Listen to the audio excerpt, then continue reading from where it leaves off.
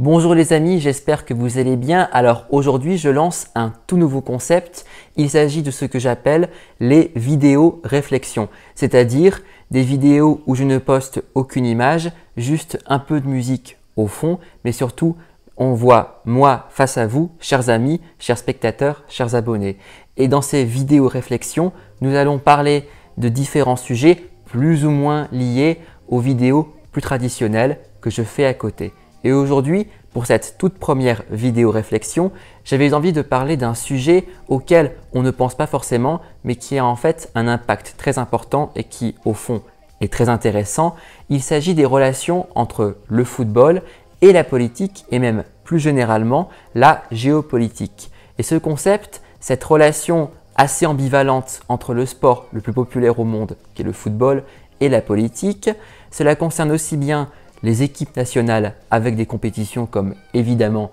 la Coupe du Monde, mais aussi même parfois dans certains pays au niveau des clubs ou même dans des compétitions de clubs comme en Europe, la Ligue des Champions. Alors vous savez, la Coupe du Monde a été créée par le président de la FIFA, le français Jules Rimet,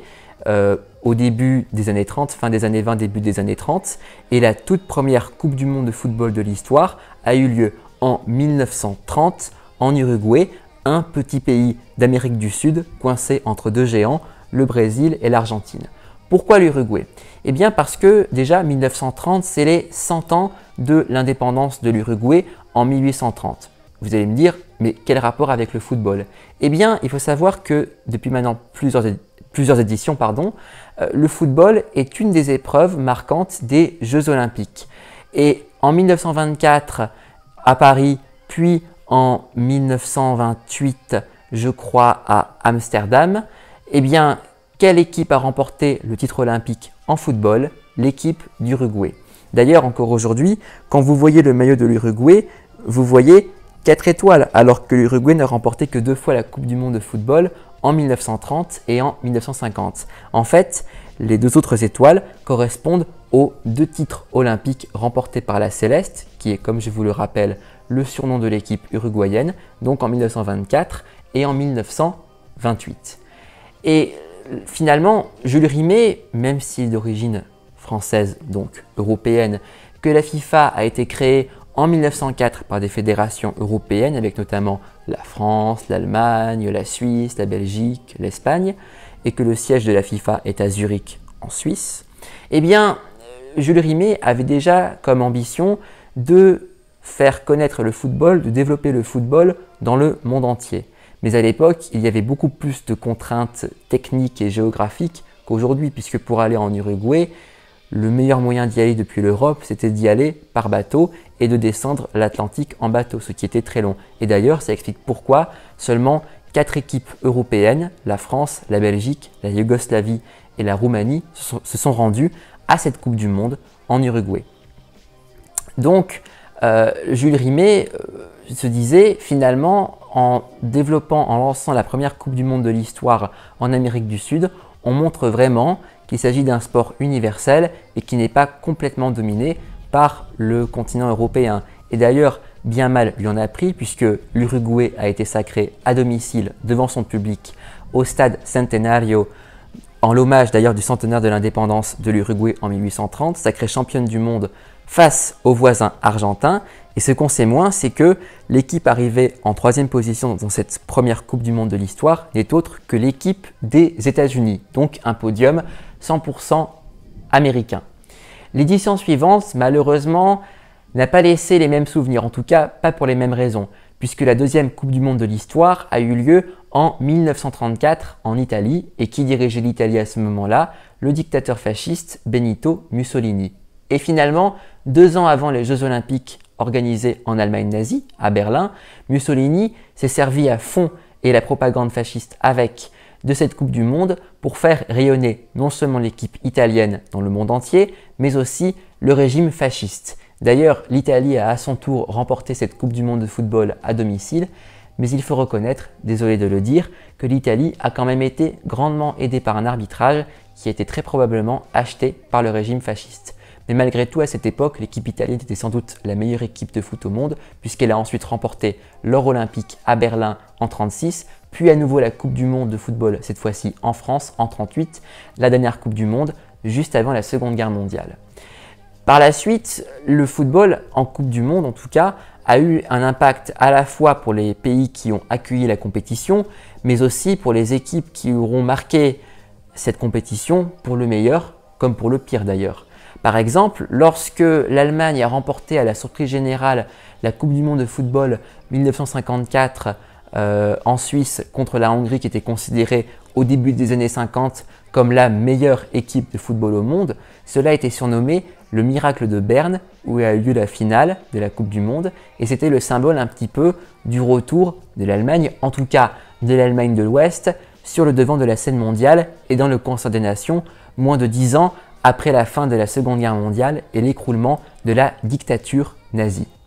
Quelque part, 4 ans plus tard, avec le début de l'art du Brésil, avec ses victoires emmenées évidemment par le grand, le seul et l'unique, le roi Pelé en 1958, puis en 1962, puis l'apothéose en 1970, c'est finalement un symbole majeur, une vitrine meilleure que n'importe quelle vitrine que puisse avoir le Brésil. Même si malheureusement, en ce qui concerne la dernière Coupe du Monde de 1970, remportée par Pelé, et la troisième remportée par le Brésil dans son histoire,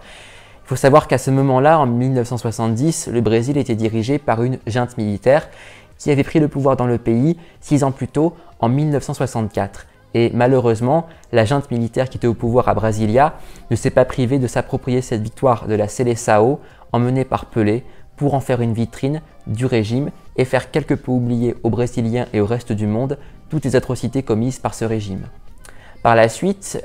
certains joueurs de football, malgré leur talent, n'ont pas hésité à exprimer publiquement ou à travers le football, le jeu, leur désapprobation de tel ou tel régime politique. Notamment parmi les plus grands joueurs de l'histoire du ballon rond qui ont souvent exprimé, qui se sont souvent servis du football pour exprimer leur position politique, il y a le néerlandais Johan Cruyff qui nous a malheureusement quittés il y a 2 ans. Déjà, s'il a choisi pour aller en Espagne après avoir été à l'Ajax Amsterdam, le FC Barcelone, plutôt que par exemple le Real Madrid, c'était pour signaler quelque part son soutien à la cause catalane face au régime centralisateur et dictatorial de Franco qui interdisait l'usage des langues catalanes et basques dans le pays, sauf dans les stades. Par la suite, les Pays-Bas, qui étaient dans les années 70 une des meilleures équipes de football au monde, ont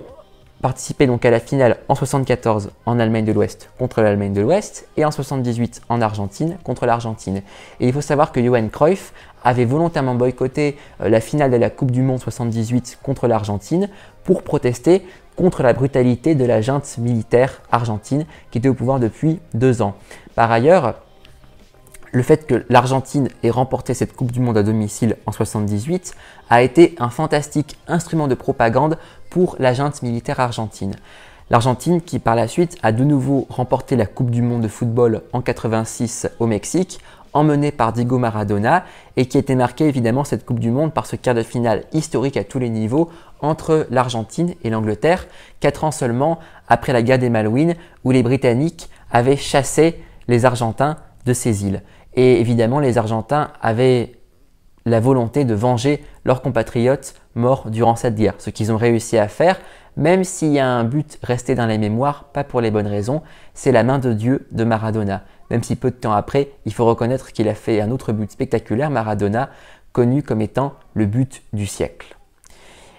L'Allemagne a de nouveau remporté la Coupe du Monde en 1990, seulement quelques mois avant la réunification. Donc quand l'Allemagne a remporté cette Coupe du Monde en Italie, pas d'ailleurs de manière très brillante, puisqu'elle a remporté cette finale contre l'Argentine de Maradona, c'est-à-dire une revanche en 1986, sur un penalty en fin de match, eh bien c'était quand même le symbole du retour de la Grande Allemagne, mais pas pour les mêmes raisons qu'avant les 2 guerres mondiales. C'était une Grande Allemagne réunifiée, certes, mais une Allemagne ancrée dans l'Europe, une Allemagne libérale et démocratique, même si les difficultés allaient venir après par rapport au coût de la réunification.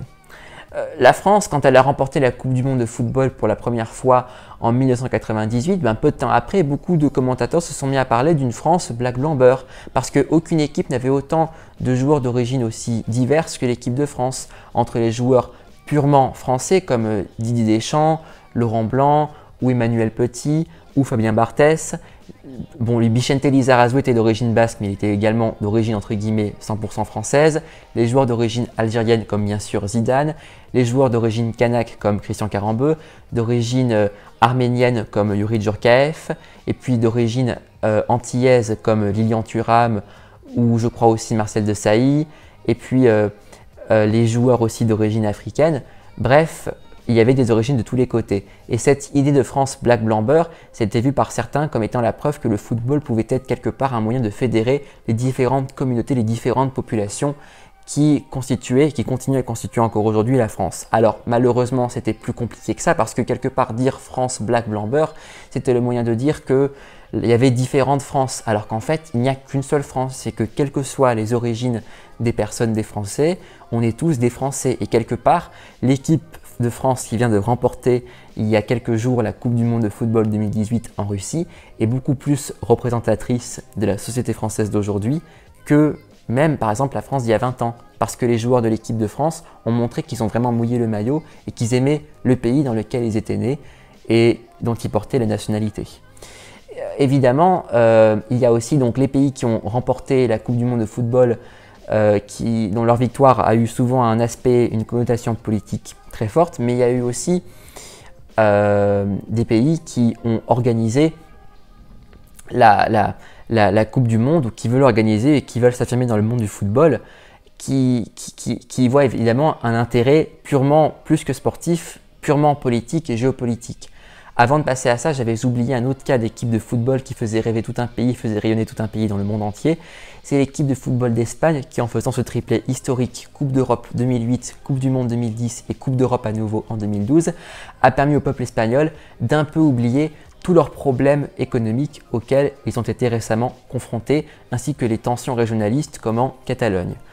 et qui se reflètent d'ailleurs dans la rivalité entre le Real Madrid et le FC Barcelone. J'en parlerai plus tard. Donc, les pays organisateurs ou qui veulent organiser ces Coupes du Monde de football, ils voient également un puissant intérêt géopolitique. J'ai déjà parlé de l'Uruguay en 1930, de l'Italie en 1934 ou encore de l'Argentine en 1978 qui y voyaient un intérêt, malheureusement dans le cas de l'Italie et de l'Argentine, pour consolider leurs dictatures respectives. L'Uruguay, c'était parce que c'était à l'époque, quand c'était organisé en 1930, la meilleure nation de football au monde et puis c'était les 100 ans d'indépendance. Mais il y a aussi par exemple le fait que les deux premières Coupes du Monde, les trois mêmes premières Coupes du Monde post-Seconde Guerre mondiale, Brésil en 1950, Suisse en 1954 et Suède en 1958 ont été organisés dans des pays soit qui ont été peu touchés par la Seconde Guerre mondiale comme le Brésil ou même des pays neutres pendant ce conflit, c'est-à-dire la Suisse et la Suède. C'était parce qu'évidemment il fallait trouver des pays qui soient en capacité d'accueillir ces compétitions, qui certes n'étaient pas aussi importantes en termes de coûts et de spectateurs qu'aujourd'hui, mais qui quand même réclamaient certains quand même moyens matériels et financiers.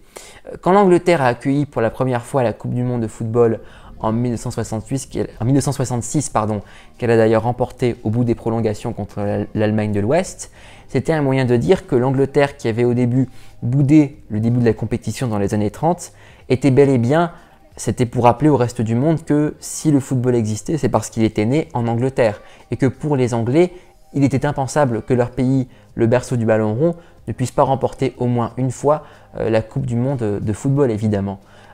Quelque part, le fait que l'Allemagne de l'Ouest ait organisé la Coupe du Monde de football en 1974, c'était seulement 2 ans après les drames qu'il y a eu au JO de Munich en 1972, et puis parce que aussi c'était un moyen d'affirmer la nouvelle puissance économique de l'Allemagne de l'Ouest face notamment à l'Allemagne de l'Est communiste.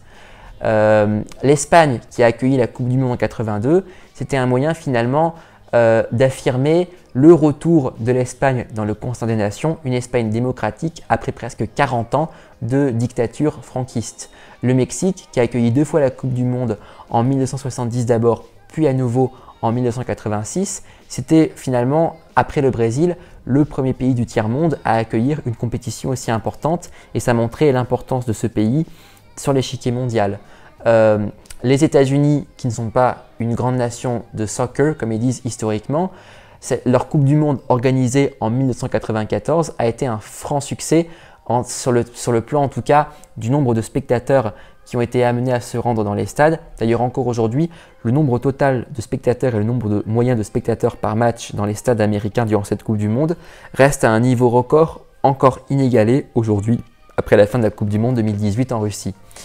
D'ailleurs, ça a été donc un franc succès sur le plan de l'organisation, puisque en général, ce qu'il y a de bien avec les Américains, c'est que c'est un peuple qui se passionne toujours pour les grandes compétitions sportives et qui est toujours là au rendez-vous quand elles ont lieu, notamment chez eux. La Coupe du Monde qui a eu lieu conjointement, qui est organisée conjointement pour la première fois par deux pays en 2002, en Corée du Sud et au Japon, qui d'ailleurs avait lieu pour la première fois sur le continent asiatique, c'était un moyen, certes pas grand-chose, mais toujours utile, de réconcilier deux pays, le Japon et la Corée du Sud, qui avaient un passé douloureux, dû notamment et surtout à l'occupation, disons-le, brutale de la péninsule coréenne par le Japon. Et même si malheureusement ça n'a pas effacé toutes les tensions entre Tokyo et Séoul, loin de là, ça a permis aux deux pays, ça les a forcés à coopérer pour faire de cette compétition un succès également. L'Afrique du Sud, en 2010, est entrée dans l'histoire en devenant le premier pays du continent noir, du continent africain, à organiser la Coupe du Monde de football, qui a été aussi un véritable succès en termes d'organisation. Évidemment, on ne la retiendra pas pour les bonnes raisons ce qui concerne l'équipe de France, mais ce n'est pas la peine de rester là-dessus, peut-être qu'on pourra en parler plus tard, mais en tout cas, sur le plan de l'organisation, cette Coupe du Monde de football 2010 a été globalement une réussite pour l'Afrique du Sud. D'ailleurs, peu de temps avant le début de la compétition, Nelson Mandela avait déclaré que la Coupe du Monde de football organisée en Afrique du Sud était un des événements les plus importants de l'histoire de toute l'Afrique. 4 ans plus tard, le Brésil, on peut le dire, la plus grande nation historiquement parlant sur le plan du palmarès et des joueurs qui sont originaires du Brésil, la plus grande nation donc de l'histoire du football, accueillait de nouveau la Coupe du Monde. Il s'agissait à la fois d'affirmer le Brésil comme une nouvelle grande puissance émergente sur la scène mondiale et aussi quelque part d'effacer l'humiliation de 64 ans plus tôt, en 1950, lorsque le Brésil, à Seleção, avait perdu à domicile en finale contre l'Uruguay. Mais malheureusement, le Brésil, à ce moment-là, était en train d'entrer dans une crise économique, sociale et politique sans précédent. Et puis, comme on le sait, non seulement le Brésil n'a pas remporté la Coupe du Monde, toujours pas à domicile, mais non seulement s'est fait battre en demi-finale par l'Allemagne, ils se sont fait battre 7 buts à 1, et puis ils se sont fait battre en petite finale 3 buts à 0 par les Pays-Bas. Donc quelque part, c'est un peu tragique pour les Brésiliens, mais le fait que sur le plan de l'organisation, ça s'est bien passé globalement. On avait des craintes en termes de retard pour la construction, enfin la fin de la construction des stades, mais globalement ça s'est bien passé pour ça. Le problème c'est plus au niveau évidemment, surtout même des résultats et des performances de la Seleção, et cela explique d'ailleurs, on peut le mettre un peu en parallèle avec finalement les difficultés que connaît le Brésil depuis plusieurs années, alors qu'il n'y a pas encore si longtemps, le Brésil prétendait être une nouvelle grande puissance majeure sur la scène mondiale. Quant à la dernière Coupe du Monde qui vient de s'achever par la victoire des Bleus en Russie en 2018, c'était plus que la Coupe du Monde de la Russie, disons-le, c'était la Coupe du Monde avant tout de Vladimir Poutine, le président russe qui s'est évidemment habilement servi de cette Coupe du Monde pour en faire une vitrine de son pays, de son régime, et montrer un autre visage de son pays, loin des clichés habituels qui circulent, surtout depuis ces dernières années avec les conflits en Ukraine, en Syrie, les accusations d'ingérence de la Russie dans différentes élections occidentales, etc. Et puis bon, finalement, il faut reconnaître que la Russie a plus que réussi son organisation. Tous les gens qui ont visité le pays ont salué donc la sécurité, l'accueil des Russes, l'ambiance dans les villes où ont eu lieu les différents matchs, la sécurité donc, comme je l'ai dit, les stades qui finalement étaient bien organisés, pas mal sur le plan architectural,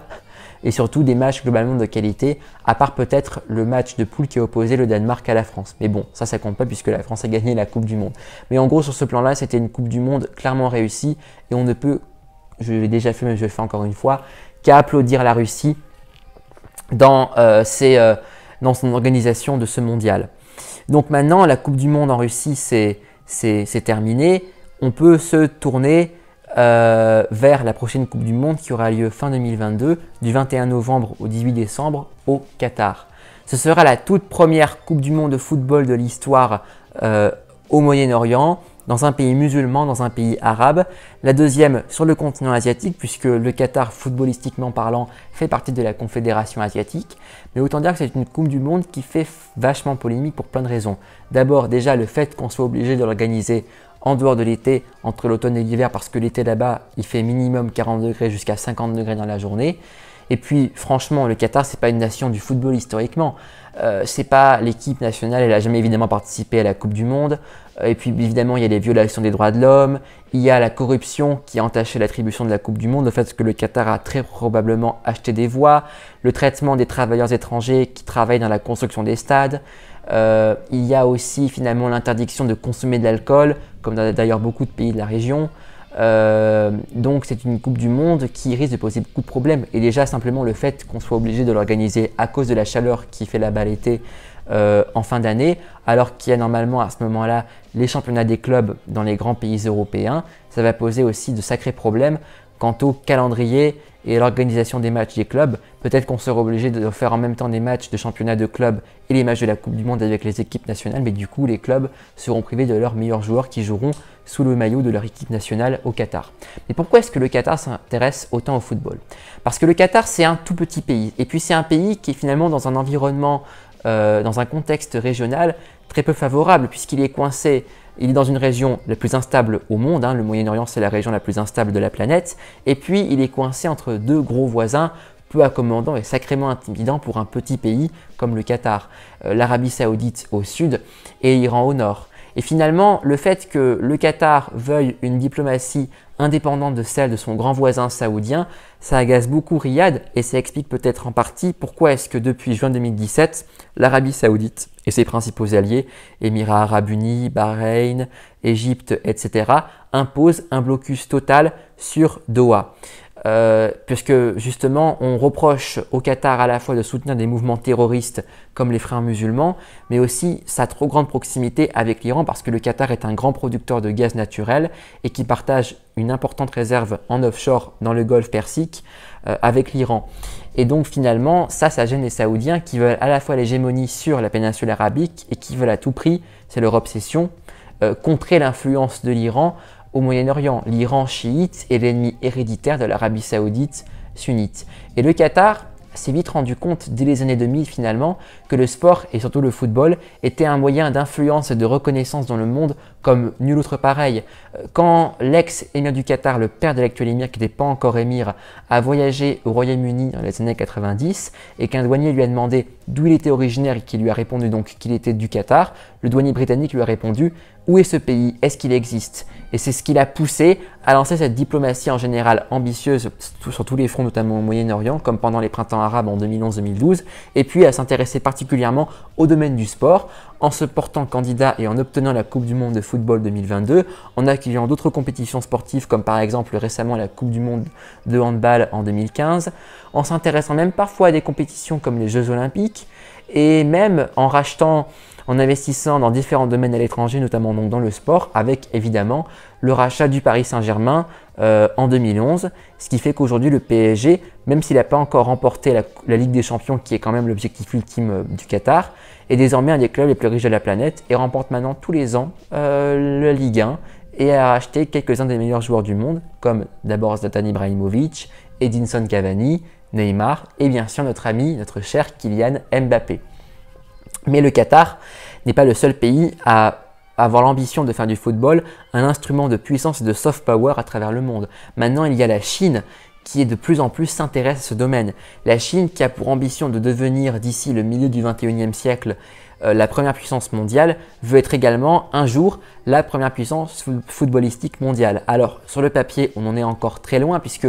l'équipe de Chine, elle n'a participé dans toute son histoire qu'une seule fois à la Coupe du Monde de football. C'était en 2002 en Corée et au Japon. Ils avaient été éliminés dès les phases de poule. Ils ont perdu tous leurs matchs, leurs 3 matchs et n'ont marqué aucun but. Donc autant dire qu'il y a encore beaucoup de chemin à faire. Mais vu les moyens que met tout le paquet, comme on peut dire, que met le gouvernement chinois pour développer le football dans l'empire du milieu, on peut se dire qu'un jour ou l'autre, on ne serait pas si surpris que de ça de voir la Chine en tout cas aller loin dans une Coupe du Monde, voire pourquoi pas un jour la remporter. En tout cas, il faut savoir que l'actuel président chinois, Xi Jinping, est un grand fan du ballon rond. Il paraîtrait même qu'il passe certaines de ses nuits debout afin de pouvoir regarder certains matchs de grands clubs européens.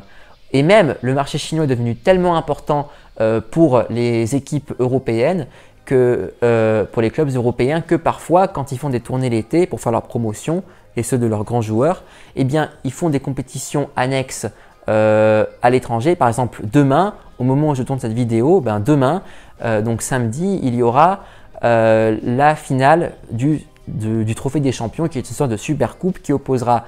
le Paris Saint-Germain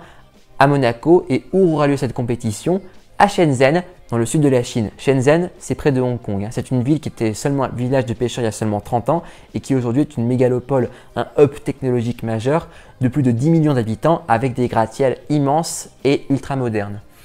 La Chine espère notamment, on suppose que la Chine pourrait peut-être se présenter pour obtenir l'attribution, enfin l'organisation de la Coupe du Monde de football, soit en 2030, soit en 2034. Et à mon avis, on peut être quasiment certain que, quelle que soit l'année où la Chine se présentera, elle obtiendra à coup sûr l'organisation de cette Coupe du Monde de football, que ce soit donc en 2030 ou en 2034. Et donc le marché chinois d'ailleurs est aussi important parce que il est tellement influent maintenant pour les clubs européens, tellement important que par exemple maintenant en Espagne, les classicos ne sont plus aux mêmes horaires qu'avant. Maintenant, c'est plus le soir à l'heure espagnole, à l'heure européenne, mais l'après-midi, afin qu'il y ait un maximum de téléspectateurs chinois, de fans chinois du Real Madrid ou du FC Barcelone, qui puissent regarder leurs matchs, les classicos. Donc, au niveau des nations, le football, c'est important, mais c'est aussi important sur le plan de l'identité d'un pays. Par exemple, le fait qu'il n'y ait pas d'équipe britannique unifiée, mais une équipe anglaise, une équipe galloise, une équipe écossaise, une équipe nord-irlandaise, c'est parce que le Royaume-Uni, contrairement à ce qu'on entend souvent, c'est un pays, c'est pas une nation. C'est un pays qui est constitué de 4 nations, c'est-à-dire l'Angleterre, le Pays de Galles, l'Écosse et l'Irlande du Nord. Et s'il y a ces 4 nations différentes qui ont leur propre équipe de football et pas d'équipe britannique unifiée, c'est parce qu'en fait, au début, le Royaume-Uni n'a pas participé à la fondation, à la création de la FIFA en 1904 et comme je l'ai déjà dit, n'a pas voulu participer aux premières Coupes du Monde dans les années 30. Parce que le but de Jules Rimet de la FIFA, c'était de créer un football professionnel auquel les Anglais étaient au début farouchement opposés puisqu'ils préféraient garder un football plus amateur. Et en fait, comme les Anglais voulaient quand même avoir leur propre compétition, ils ont créé un mini-championnat des îles britanniques, un peu comme ce qui est devenu aujourd'hui le tournoi des 6 nations en rugby, un mini-championnat où il y avait l'équipe anglaise, l'équipe écossaise, l'équipe galloise et l'équipe irlandaise puis nord-irlandaise qui s'affrontaient chacune les unes les autres. Et finalement, quand l'Angleterre, à partir des années 50, a commencé à participer aux Coupes du Monde de la FIFA, elle s'est rendue compte qu'elle était peut-être le berceau du football, mais qu'elle n'était plus du tout la meilleure nation du football, loin de là. Par exemple,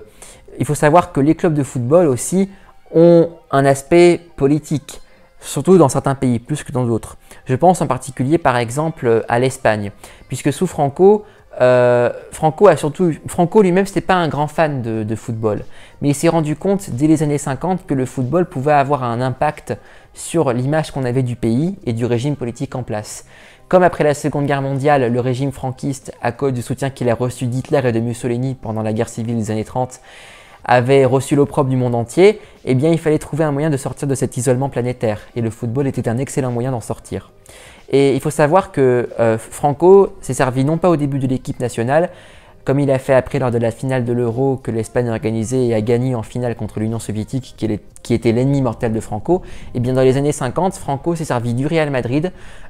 comme une vitrine de son régime en Europe et dans le reste du monde. C'est ainsi que le Real Madrid a remporté les 5 premières éditions de la Coupe d'Europe des clubs champions qui allait devenir dans les années 90 la Ligue des champions. Le Real Madrid a remporté les éditions de manière consécutive 1956, 1957, 1958, 1959 et 1960. Et sous Franco l'a à nouveau remporté en 1966. Donc on peut dire que le Real Madrid a sacrément bien démarré son palmarès en Coupe d'Europe des clubs champions, future Ligue des champions. Et en parallèle, le FC Barcelone était devenu finalement le symbole de la cause catalane, de la résistance catalane au régime franquiste. Et de même pour l'Athletic Bilbao au Pays Basque, puisque les stades respectifs de leurs clubs, c'était finalement le seul endroit où on pouvait véritablement critiquer et siffler Franco et le régime franquiste, et on pouvait plus ou moins librement parler catalan et basque, ce qui était autrement interdit sous Franco dans toute l'Espagne. Par la suite, avec les récentes crises en Catalogne, du mouvement indépendantiste en Catalogne, beaucoup ont voulu se servir du FC Barcelone comme d'un instrument pour faire connaître dans le monde entier la cause sécessionniste ou indépendantiste, comme vous voulez, catalane. D'ailleurs, il y a certains joueurs ou ex-joueurs et entraîneurs emblématiques de la Catalogne, du FC Barcelone, comme Pep Guardiola ou Gérard Piqué, qui soutiennent ouvertement l'indépendance à terme de la Catalogne. En ex-URSS, il y avait plein de clubs différents dans les grandes villes soviétiques. À Moscou, il y en avait 4. Le Dynamo Moscou, qui était le club du KGB, service secret russe. Le CSKA Moscou, qui était le club de l'armée rouge. Le Lokomotiv de Moscou, qui était le club des ouvriers métallurgiques de la capitale soviétique. Et le Spartak, qui était en quelque sorte, qui est devenu malgré lui, dès les années 30, sous la dictature totalitaire de Staline, un peu le club de tous les opposants plus ou moins cachés, de tous les dissidents, tous les opposants au régime soviétique. Puisque là aussi, à Moscou aussi, le stade était un peu le seul endroit où on pouvait finalement critiquer plus ou moins ouvertement en soutenant le Spartak Moscou, le régime soviétique. De même, le seul autre grand club à l'époque soviétique en dehors de Moscou, c'était le Dynamo de Kiev. Et beaucoup de supporters du Dynamo de Kiev en Ukraine se servaient de ce club pour le supporter en affirmant quelque part une cause ukrainienne au sein de l'Union soviétique bien avant l'indépendance effective de l'Ukraine en 1991 avec l'effondrement de l'URSS. C'est pareil d'ailleurs en Géorgie avec le club de Tbilissi, la capitale géorgienne, où à l'époque soviétique, beaucoup de supporters de Tbilissi, beaucoup de supporters géorgiens du club de Tbilissi s'en servaient pour soutenir leur cause qui allait mener en 91 avec l'effondrement de l'URSS à l'indépendance de la Géorgie. En Angleterre, il y a différents clubs dans la même ville. Par exemple, en Angleterre, il y a le club d'Arsenal, qui est le club emblématique du nord de Londres, le club de Chelsea, qui est le club fétiche du quartier du même nom, le quartier chic de Chelsea, Tottenham, qui est le quartier plutôt de la communauté juive de Londres. À Liverpool, on dit souvent que les Reds de Liverpool, c'est un peu le club de la classe populaire et ouvrière des chantiers navals de Liverpool, enfin de la classe plus modeste de Liverpool, alors que l'autre club de la ville, Everton, est plus celui de la classe plus aisée de la ville. Manchester est une ville dont le nom est connu dans le monde entier grâce aux deux clubs qui la représentent, Manchester United, les Red Devils, et Manchester City, les Citizens. Aussi, par exemple, en Espagne, souvent, il y a deux clubs dans la même ville aussi. À Madrid, on pense d'abord au Real Madrid, qui est le club de la monarchie, puisque Real, ça veut dire royal en espagnol.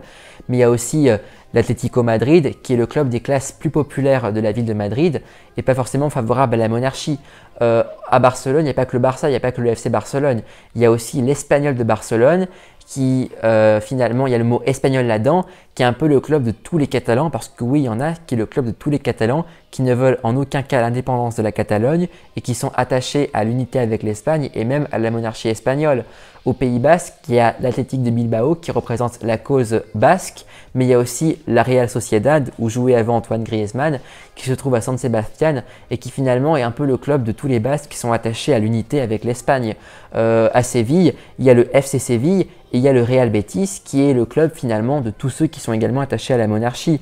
Je peux même multiplier les exemples. À Valence, il y a le FC Valence, et à côté, il y a Villarreal, qui est le club de tous ceux également qui sont attachés à la monarchie espagnole. Il y a aussi, je crois, si je ne me trompe pas, en Galice, au nord-ouest de l'Espagne, il y a d'un côté le Real le club de la Corogne, qui est ceux qui sont attachés à l'unité avec l'Espagne en Galice, et le Celta Vigo, qui est le club de tout ce qui est un peu les mouvements qui défendent la cause galicienne, parce qu'on oublie souvent qu'en Espagne, il y a les Catalans, il y a les Basques, mais il y a aussi les Galiciens.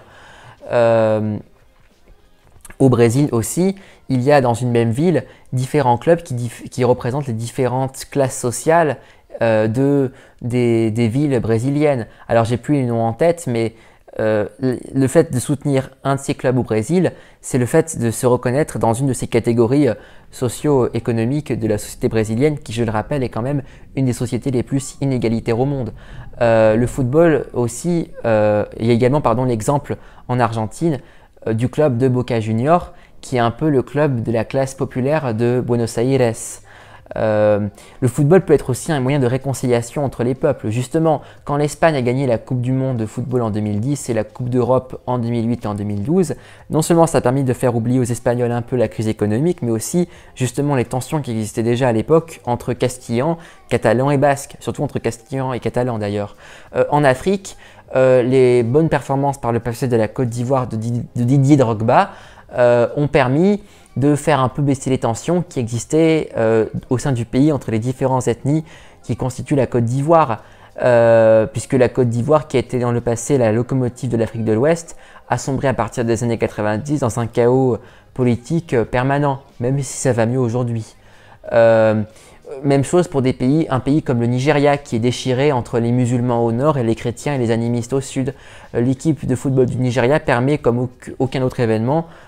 comme aucun autre aspect de la société nigériane, d'unir les différentes composantes très diverses et fracturées de la société nigériane, du Nigeria. En Turquie, l'équipe turque, la dernière fois qu'elle a joué à la Coupe du Monde en 2002, ça permet d'unir les Turcs. Les différents clubs d'Istanbul, le Beşiktaş, Galatasaray, ils sont rivaux entre eux. Ça n'a pas empêché les supporters de s'unir en 2013 pour protester contre la politique d'Erdogan. Même chose par exemple en Italie où il y a souvent différents clubs dans la même ville, avec notamment à Turin la Juventus et le Torino, où en gros le Torino c'est plus par exemple le club de la classe populaire de Turin. À Milan, il y a le Milan AC et l'Inter Milan. L'Inter Milan qui est un club qui, comme son nom l'indique, l'Internazionale, accueillait plus souvent des joueurs étrangers que le Milan AC. Donc on l'a compris, le football peut être un moyen de rassemblement, mais il peut être aussi un facteur, un prétexte pour créer des tensions. L'exemple le plus extrême, c'était la guerre du football, comme on l'a appelé, qui a opposé en 1969 au moment des qualifications pour la Coupe du Monde 70 au Mexique, le Salvador ou Honduras, deux pays voisins d'Amérique centrale qui s'aiment pas beaucoup. Bon, évidemment, le football, c'est pas la vraie raison de cette guerre, hein. Il y en a d'autres, hein. J'ai pas le temps de le développer, mais en gros, les matchs de qualification très tendus entre le Salvador et le Honduras ont été le prétexte pour le déclenchement de cette guerre. Donc finalement, j'ai pas eu le temps de tout développer, mais en gros, ce que j'ai voulu faire, c'est de montrer avec vous à quel point le football peut être un instrument formidable de moyen de créer des diversions, de créer un semblant de puissance, un semblant de rayonnement, d'unité, de réconciliation ou même de division, voire parfois même de guerre entre les peuples, entre les pays, entre les dirigeants. Le football est une arme à part entière, presque autant que les armes traditionnelles. Le football ne résout pas à lui tout seul les conflits, n'est pas à lui tout seul à l'origine de conflits, mais il peut être un facteur qui peut faire avancer les choses ou les faire au contraire régresser. Voilà, donc c'est la fin de cette toute première vidéo réflexion consacrée aux relations entre le football et la politique et plus généralement la géopolitique et les relations internationales. Vous me direz dans les commentaires si ce format de vidéo vous aura plu ou non, si le sujet vous aura plu ou non. Peut-être que je reparlerai de ce sujet et des différentes composantes, comme par exemple, peut-être qu'on parlera de la guerre du football entre le Honduras et le Salvador dans une autre vidéo, mais dans un format plus classique de ma chaîne YouTube. Voilà, donc j'espère que ce format vous aura plu. N'oubliez pas de vous abonner dès maintenant à ma chaîne YouTube, d'aimer et de partager cette vidéo et comme d'habitude, retrouvez-moi sur Facebook, Instagram et Snapchat. Je vous retrouve très vite pour une nouvelle vidéo. Merci encore les amis et à bientôt.